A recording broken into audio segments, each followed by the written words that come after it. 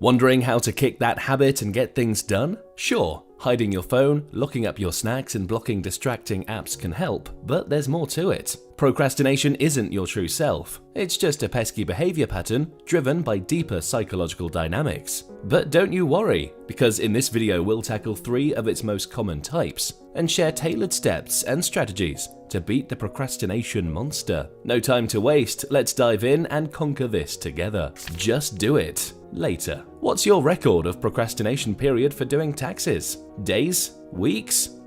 Never mind. That's still a rookie number if you compare it to the person who procrastinated filing their taxes for 15 whole years. And okay, maybe that's one of those extreme cases. But really, it's not just about your money. Procrastination can seriously mess with your happiness and your well-being. Like that 15-year tax avoider, her fears spiraled into a sleepless nightmare. But then why do we do it? Well, it's not just a simple task delay. We're basically putting off something we know we should start. And it's often fueled by fear, anxiety, and dread, making it a vicious cycle. So in other words, we procrastinate because we want to avoid discomfort. Which is quite funny actually, considering that when something feels stressful, painful, or icky, we find excuses to do anything else but that task. Yet it's the avoidance itself that starts making us feel uneasy. So keep in mind, beating procrastination isn't just about time management. It's also about facing your fears. The world of neurotic perfectionists.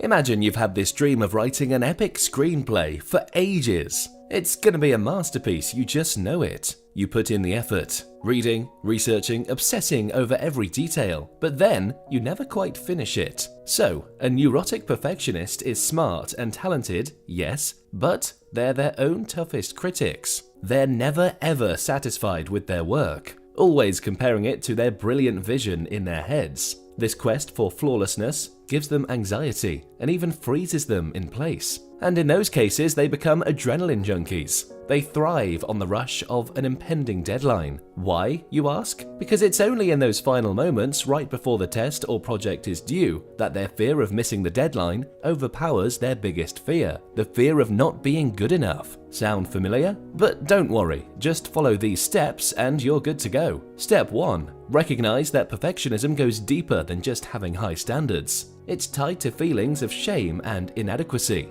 But remind yourself that you're enough, just as you are. Step 2. Let go of that baggage and the need to be perfect to feel worthy. It's time to drop those sky-high expectations and ambitious goals that are holding you back. Lastly, prioritize getting started and getting things done over perfection. At the end of each day, make a brief and modest to-do list for tomorrow. And don't forget to break it into smaller, achievable chunks if needed. Trust me, this technique will keep you grounded and free you from overwhelming disappointment. Tackle that fear. Let me tell you a story about John, the ambitious insurance salesman who wanted to switch careers. He did everything right. Learned, networked, and prepared for 3 whole years. But then there he was, stuck in a cycle of worry, unable to take that leap of connecting with clients. Fear of failure, fear of the unknown, fear of rejection, all had him trapped in a world of constant preparation without actually taking action. That's a chronic warrior. Remember the film, Creed? Well, imagine a version where Donnie just keeps training and never steps into the ring. That was John, stuck in an endless montage of preparation. But hey, you don't have to be like him. It's okay to be afraid, but you gotta embrace some risk and uncertainty. Have faith that you'll be okay no matter what. Step into the ring, take a swing, and give it your best shot.